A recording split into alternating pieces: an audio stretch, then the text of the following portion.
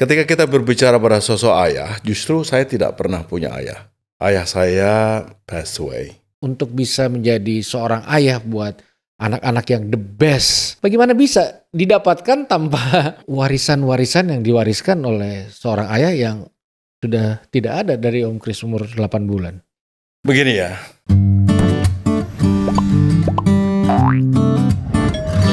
Selamat datang di episode Ayah Hadir bersama Daniel Mananta Network, dan betapa bahagianya saya hari ini karena Ayah Hadir kedatangan satu tamu yang sangat spesial sekali yang mungkin banyak yang belum tahu atau sudah tahu, tapi untuk panjang lebarnya terima kasih Om Kris sudah datang. saya yang terima kasih. Ya. Artinya saya thank you for having me. Om Kris boleh memperkenalkan diri singkat buat teman-teman yang nonton episode ini? Baik, ya saya seorang ayah dari 3 putri-putri saya, yaitu kembar yang ya. pertama dan Ya. yang ketiga ya. Ya. Tapi yang kedua tapi nomor 3. Kedua nomor 3. Ini pembahasan anak kembar menarik. Dan kebetulan semuanya cewek ya. Tiga-tiga cewek. Tiga-tiganya perempuan ya, sehingga setiap orang selalu mengatakan bahwa saya paling ganteng sendiri. Setuju saya. Ya, saya seorang bapak biasa lah yang mencoba menjadi bapak yang selalu berusaha yang terbaik bagi mereka. Ya, dan saya yakin banyak orang tahu, nanti kita juga mungkin bisa spill sedikit data tentang ketiga putri Om Kris yang sangat amazing dan luar biasa. Well, semua anak pasti luar biasa bagi gitu ya? Setiap orang tuanya. Iya, aku tuh punya satu prinsip yang aku pegang. Bahwasanya masa depan tuh bukan hanya di tangan seorang pemuda atau anak muda. Masa depan tuh di tangan seorang ayah. Karena bagaimana seorang muda bertumbuh kembang, ya mungkin bisa ditentukan juga lewat bagaimana peran serta seorang ayah dalam kehidupannya. Nah, ini kan menjadi hal yang menarik bisa kita bahas. Dimulai dari bagaimana Om Kris ini dengan ayah Om Kris, ceritakan apa yang Om Kris tahu dan pernah alami bersama sosok ayah. Well, ketika kita berbicara pada sosok ayah, justru saya tidak pernah punya ayah. Oke. Artinya bahwa saya tidak mengenal ayah saya. Iya. Bahwa ayah saya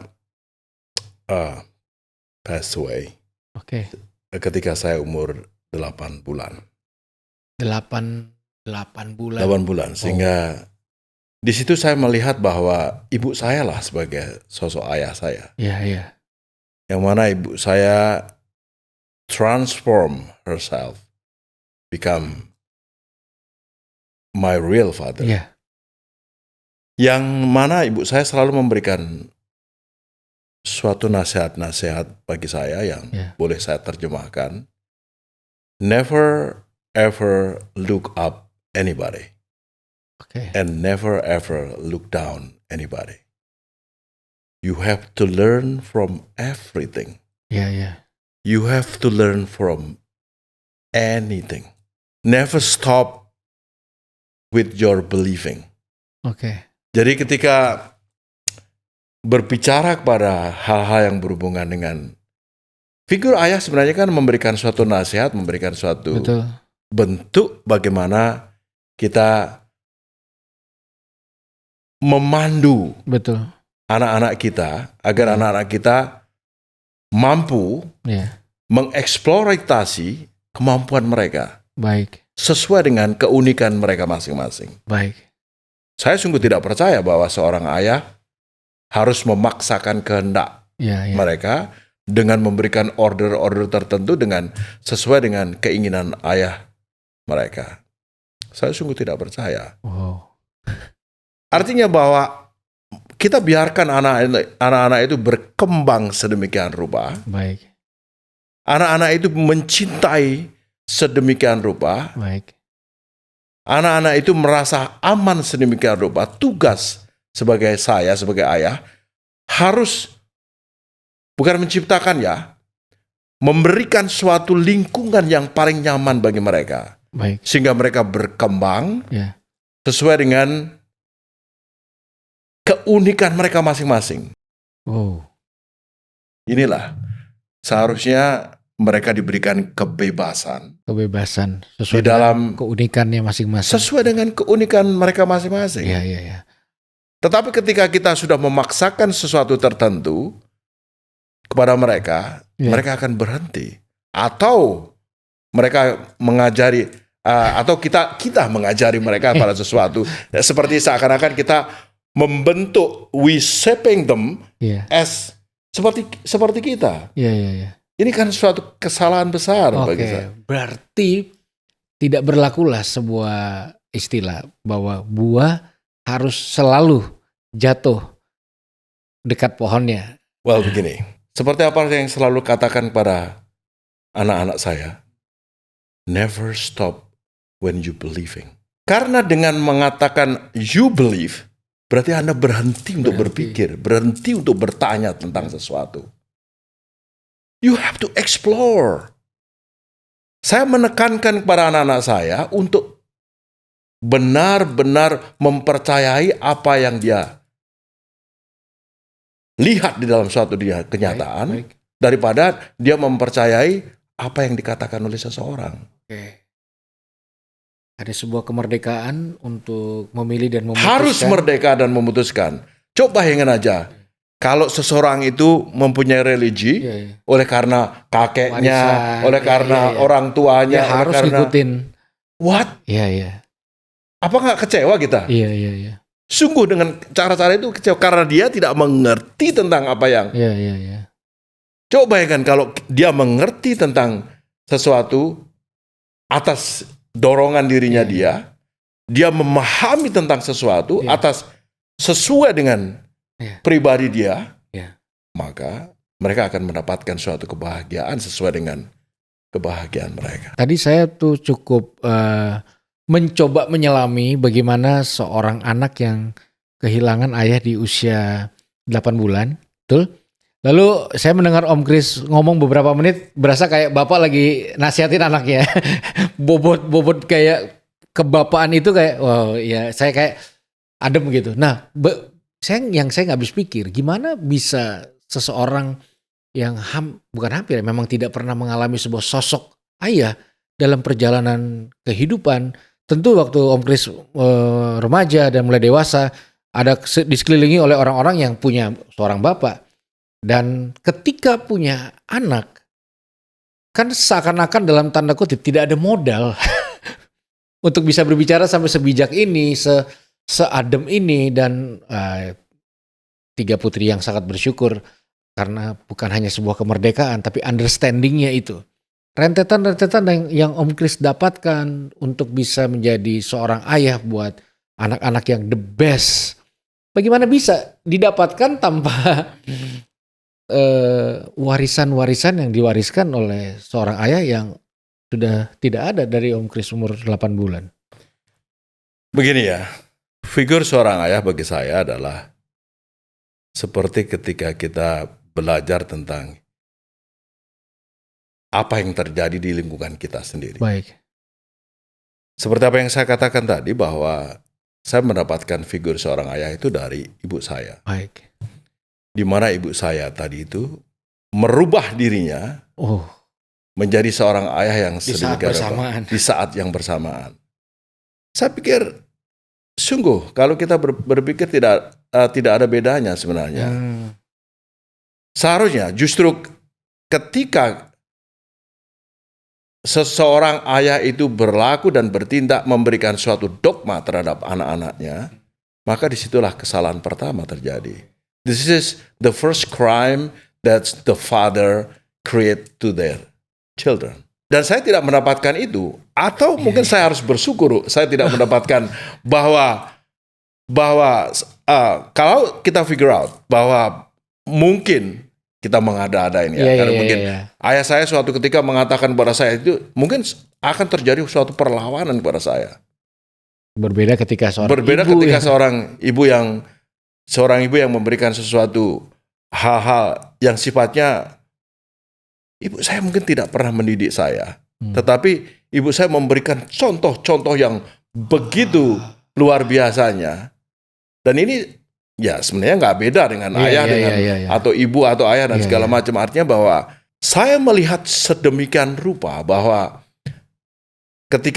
ketika saya melihat suatu fakta-fakta yang semacam itu, tentu saja saya melihat ada teman-teman bapak saya yang sedemikian rupa, yang begini, yang begitu dan segala macam. Ini kan juga kita absorbing apa yang terjadi di situ. Jadi ketika saya melihat bahwa hal-hal itu bisa terjadi sedemikian rupa dan kemudian saya mengolah dalam konteks pikiran saya, dalam konteks persepsi saya mengenai hal semacam itu, saya belajar dari apa saja yang ada di lingkungan saya dan saya belajar dari apa saja. Saya mencoba mengamati apa saja yang ada di sekitar saya sedemikian rupa. Nah, artinya ketika saya mendapatkan itu, kemudian saya sampaikan kepada anak-anak saya, itu tadi bahwa you have to learn from everything. You have to learn from anything. Jadi kita pun yang harus terlebih dahulu merdeka dari semua warisan-warisan yang mungkin kata-kata harus, kata-kata dogma. Wow, gimana caranya bisa memutuskan dan menjaga kemerdekaan itu di tengah situasi yang nggak mudah, Om Chris? Well, you have to be transcendent. Oke. Coba bayangkan, kalau seseorang si A mengatakan, oh ini baik kok, ini jelek. What? Dari mana Anda bisa menciptakan kalimat bahwa ini seseorang baik dan seseorang ini jelek? Dari mana? Memori yang ada pada diri saya dengan memori pada diri Anda never ever the same. Orang tidak bisa mengatakan, oleh karena saya suka baju putih, dengan orang lain mengatakan punya suka baju biru dengan mengatakan, oh kamu salah karena suka baju biru. Ini saya terapkan kepada anak-anak saya dengan cinta kasih yang tulus, dengan cinta kasih yang tanpa batas. Jujur Om Chris, aku sedikit teringat sama almarhum papaku. Kalau gini, jadi aku tuh anak pemain bola. Jadi papaku tuh pemain bola tahun 70-an. Roni Patinasarani. Iya. Ya, dia sebagai legend bola tentu adalah mimpi dia untuk anaknya meneruskan begitu. Sehingga ada icip-icip memperkenalkan ke dunia bola dari saya kecil. Tapi ternyata nih kami 3-4 bersaudara semuanya nggak suka bola. Mama saya nggak suka bola. Nonton, main, berbincang soal bola. Tapi satu momen dia berikan kemerdekaan itu seperti yang Om Chris berikan ke anak Om Chris untuk bisa mengeksplor ekspresi secara merdeka. Nah itu yang saya ingat sampai hari ini adalah kemerdekaan seorang ayah yang memberikan kemerdekaan pada anaknya untuk memutuskan jalan hidupnya, termasuk ruang-ruang gagal yang saya mungkin ambil sebagai konsekuensi dari kemerdekaan itu. Wah sedikit ya berbicara mengenai kegagalan. Gimana Chris? Kegagalan itu harus kita cintai. Menarik. Kita harus bersyukur dengan kegagalan itu. Baik. Oleh karena dengan kegagalan itu kita menjadikan diri kita lebih baik. Itu sudah pasti. Karena kegagalan itu menandakan bahwa saudara telah melakukan sesuatu dan gagal. Sehingga dengan kegagalan itu kita belajar untuk menjadi lebih baik. Berarti ini juga satu part dari yang Om Chris bilang tadi, belajar dari semua orang, semua situasi, nilai-nilai hidup termasuk dalam kegagalan. Karena kan orang tua pada umumnya Om Chris, dia nggak bisa happy kalau anaknya gagal. Jadi rasa happy-nya itu ditaruh di pundak anak ya. Sekali lagi terkungkung atau terjajah oleh rasa tidak bahagia dari segmen-segmen kegagalan anaknya. Saya itu percaya bahwa ada 5 hal yang kita di dunia ini tidak pernah mempunyai power. Mengenai 1, kelahiran. Mengenai 2, mengenai pertemuan. 3, mengenai jodoh. 4, mengenai rezeki. Dan 5, mengenai kematian. Absolutely, you have no power at all. Nah, di sini, ketika yang pertama adalah kelahiran, saya sungguh tidak bisa memilih anak saya nanti siapa. Laki atau perempuan, laki-laki kembar atau tidak. You have no power at all. Ya toh? Iya betul. Ketika dia lahir, Iya. betapa kita harus berbahagia, Iya. betapa kita harus merasakan bahwa kita mendapatkan anugerah yang begitu besar. Iya. Setiap anak adalah anugerah. Setiap anak adalah anugerah. Anak-anak itu begitu membahagiakan kita, begitu memberikan kebahagiaan kepada kita dari awal dia bernafas sampai kapanpun, sampai saya pun meninggal nanti. Nah, kalau kita hitung dari utang itu, kita nggak mungkin membayar. Disinilah mungkin terjemahan daripada kita yang berhutang pada anak-anak kita. Oke, kita yang berhutang pada anak-anak kita. Bukan anak-anak yang berhutang pada kita. Kita yang menghendaki mereka. Kita yang harus bertanggung jawab memberikan dia suatu lingkungan yang nyaman bagi dia, memberikan lingkungan yang begitu indah bagi dia semampu kita. Semampu dan sekuat kita. Itu tanggung jawab kita, bukan. Iya, karena sebuah persepsi. Jadi coba bayangkan. Ketika anak kita lahir, kebahagiaan yang luar biasa. Bayangkan ketika kita membimbing anak kita, pertama kali anak kita itu bisa memegang jari kita, bahagianya betapa luar biasa. Tidak tertandingi, no. Kumpulkan uang seluruh. Betul sekali. Gak mungkin tertandingi. Apakah kita memberikan kebahagiaan kepada mereka? Tidak. Dia yang memberikan kebahagiaan kepada kita.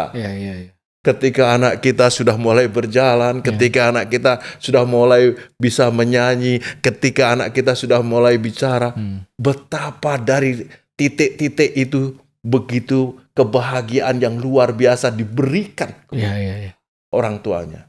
Nah, disitulah saya belajar, disitulah saya mempelajari, saya harus bukan menyembah kepada anak saya, saya harus menghormati dia. Sedemikian rupa karena saya pahami bahwa saya tidak akan pernah membayar kebahagiaan yang merupakan hutang bagi saya, sehingga saya harus melakukan segala sesuatu yang terbaik bagi mereka. Nilai sakral yang cukup luntur hari-hari ini di hati banyak ayah sih Om Kris ya, bahwa Bapak mulai melihat anak ini beban dan mulai melihat bahwa anak yang berhutang sama dia, sehingga banyak sekali konflik-konflik yang harusnya tidak terjadi, tapi terjadi dan bertahun-tahun dan panjang yang tidak terselesaikan hanya karena banyak ayah kehilangan hati yang seperti Om Kris tadi sampaikan. Bagaimana kebahagiaan saya ngerasa sih waktu saya punya anak, waktu dia pegang pertama kali tuh kayak dia nggak bisa ngomong, dia nggak tahu dari dunia mana, tapi kayak sesuatu yang menjadi satu dan tidak No describing. Kebahagiaan itu. Apakah itu kita bisa hitung dengan duit? Betul. Ya kan? Betul sekali. Nah, disitulah maka kita sebagai orang tua harus dan wajib memberikan ruang kemerdekaan bagi mereka. Ruang kemerdekaan, saya rasa itu satu kata kunci yang saya dan semua mungkin bisa bukan mempelajari menghormati. Ruang kemerdekaan itu harus dihormati dan diberikan ruang yang luas buat seorang ayah. Mungkin banyak ayah yang tidak merdeka dalam memerdekakan anaknya. Ya itu mengenai persepsi ya, dengan memori kita masing-masing. Tentu saja setiap orang tua saya yakin selalu berusaha. Memang benar banyak sekali orang yang hanya memandang sebelah mata anak-anak mereka. Ini mungkin kita tidak mengatakan bahwa itu merupakan suatu kesalahan, tetapi kita juga tidak, oleh karena kita tidak tahu memori apa yang terjadi kepada orang-orang tuanya mereka. Betul. Mereka kan punya latar belakang dan ini sendiri. Dan ketiga putri Om Kris kan sekarang ada di industri entertainment dan juga memiliki begitu banyak prestasi dalam akademis dan sebagainya. Kalau Om Kris melihat hari ini apa yang anak-anak Om Kris lakukan, juga nanti ke depannya, kira-kira masih ada nggak sih kekhawatiran? Aku cuma pengen tahu aja tentang bagaimana ke depannya, bagaimana keputusan-keputusan yang diambil dan sebagainya. Masih ada nggak sih kekhawatiran di hati gitu? Kekhawatiran itu selalu ada. Selalu ada. this pain. Itu selalu melekat pada diri kita. This is natural. Nggak bisa kita menghilangkan kekhawatiran itu terhadap anak-anaknya, supaya anak-anaknya tidak tersandung, supaya anak-anaknya tidak tersenggol, supaya anak-anaknya. Dan kita selalu berdoa bahwa mereka selalu akan mendapatkan yang terbaik.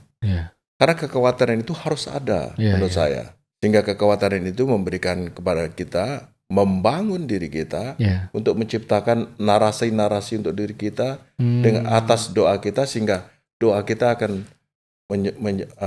doa kita kemudian kita aplikasikan dalam suatu sikap kita agar kita selalu prepare for everything.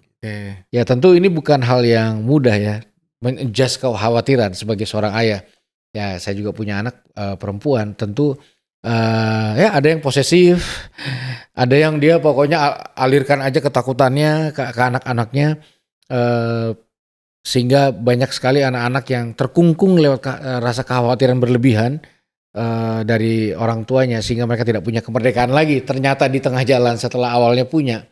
Tapi menarik Om Kris mengajarkan buat kita semua sebagai seorang ayah bagaimana secara mandiri mengadjust itu di dalam semua instrumen kehidupan, doa, pembelajaran, perenungan, sehingga semua bentuk kekhawatiran itu terfilter.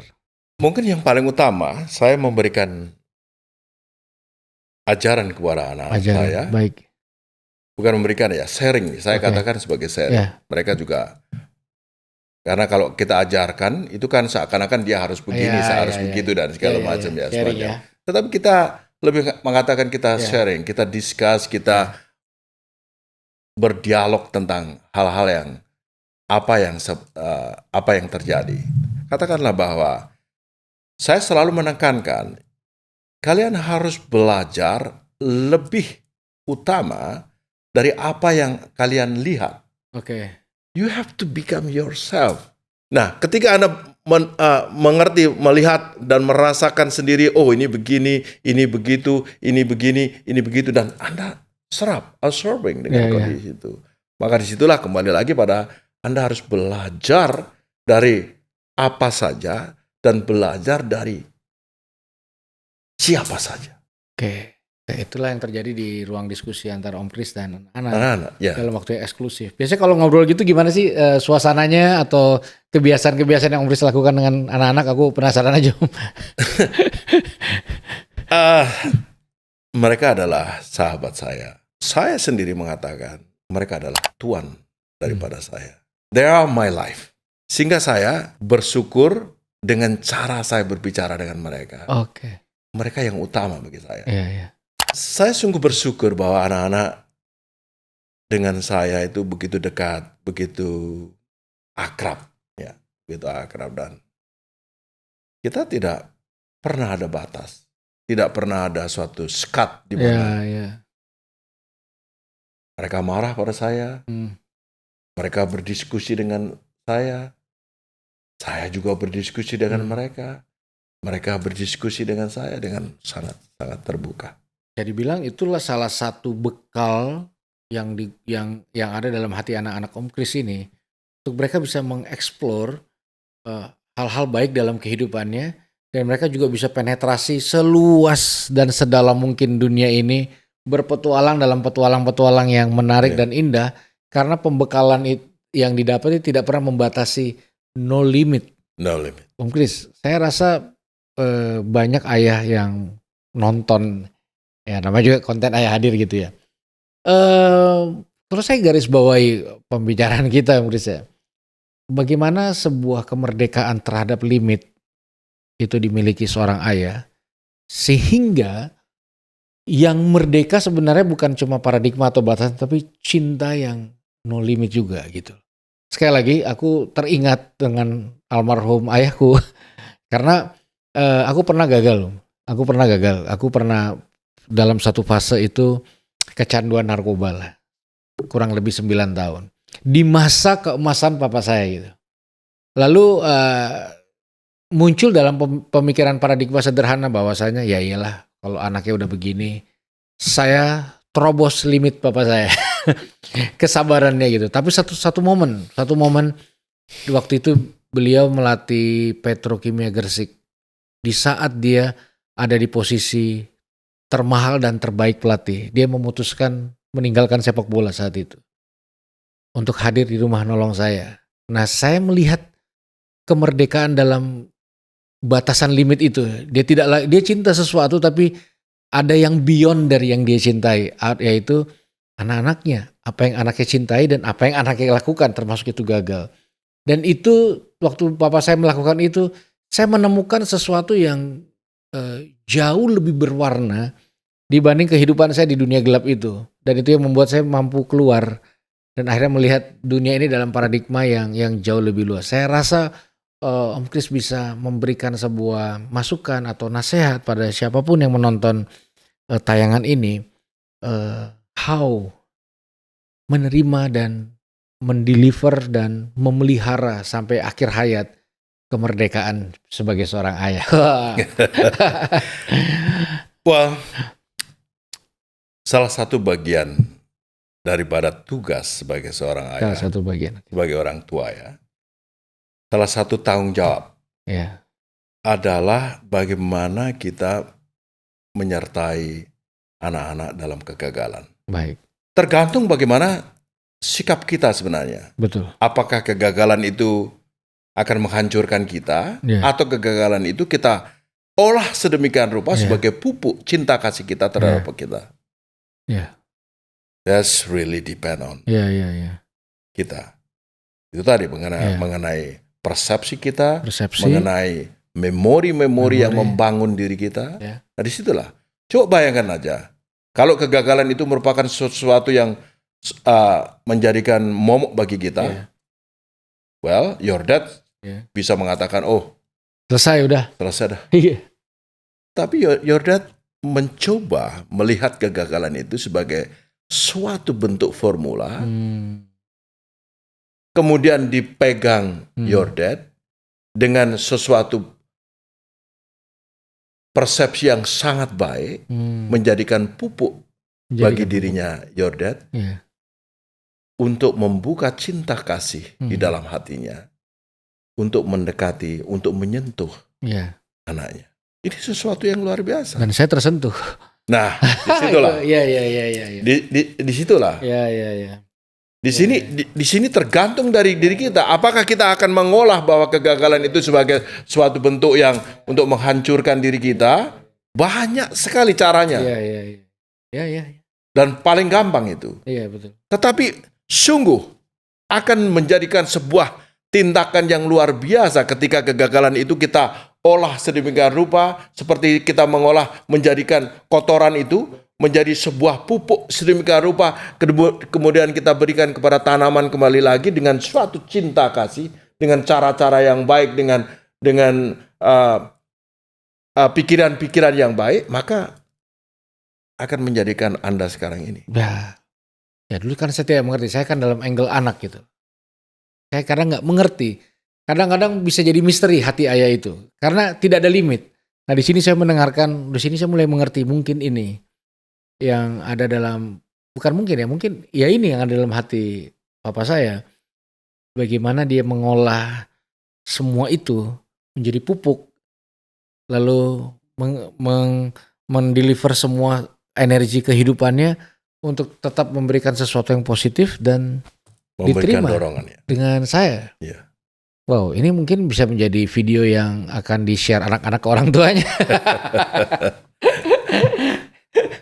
Sebagai penutup Om Kris, bolehkah ada nasihat untuk orang tua? Mungkin aku boleh minta secara khusus bagi seorang ayah ya, buat yang mendengarkan sebagai closing statement, dan saya berharap video yang singkat ini bisa menjadi sebuah energi kemerdekaan, dan orang-orang bisa juga memakai video ini untuk mengolah menjadi pupuk, dan sehingga bisa lahir orang-orang yang luar biasa di kemudian hari melalui anak-anak kita.